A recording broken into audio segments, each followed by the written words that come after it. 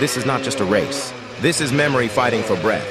Engines from another era still screaming like they got something to prove. No filters, no shortcuts, just raw control. You can feel the dirt hitting your chest.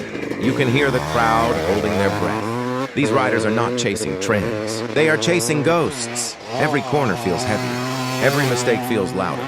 Machines older than most riders still refusing to quit. And somehow they look more alive than ever. No luxury, no second chances. Just skill, timing, and guts.